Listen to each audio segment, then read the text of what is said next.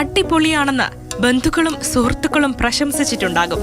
അത് സ്നേഹം കൊണ്ട് മാത്രം പറയുന്നതാണ്.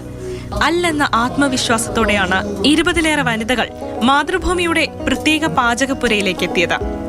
2 മണിക്കൂർ കൊണ്ട് റോസ് ബ്രാൻഡിന്റെ കൈമ അരി കൊണ്ട് ദം ബിരിയാണി ഉണ്ടാക്കണം. ഇതായിരുന്നു മത്സരം.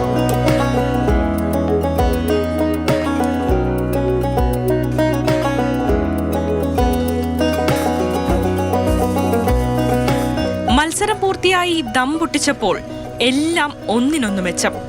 പക്ഷേ കരിമണ്ണൂർ സ്വദേശി സാലിഹ ജമാലിന്റെ ബിരിയാണിയായിരുന്നു മികച്ചതിൽ മികച്ചത്. ആദ്യമായിട്ട് കിട്ടിയൊരു ഓപ്പർച്യൂണിറ്റിയാണ്. അപ്പോൾ വന്ന് പങ്കെടുക്കാമെന്ന് ചോദിച്ചു. വീട്ടിലെല്ലാവരും ബിരിയാണി എപ്പോഴും നല്ലതെന്ന് പറയാറുണ്ട്. മെയിൻലി തലശ്ശേരി സ്റ്റൈലാണ്, കുറച്ച് ആഡ് ചെയ്തിട്ടുണ്ട് എൻ്റെതായ രീതിയിൽ.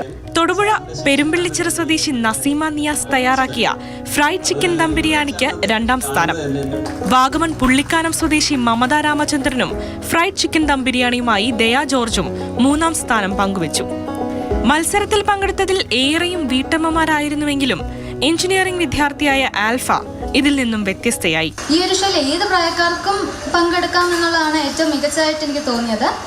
പിന്നെ ഇതിനകത്ത് ഒരു പ്രൈസ് കിട്ടുമല്ലോ എന്നല്ല, നമ്മൾ ഇവിടം വരെ വന്നു, ഇത്രയും ചെയ്യാൻ ധൈര്യം കാണിച്ചു. അതാണ് ഞാൻ ഏറ്റവും വലിയൊരു കാര്യമായിട്ട് കാണുന്നത്.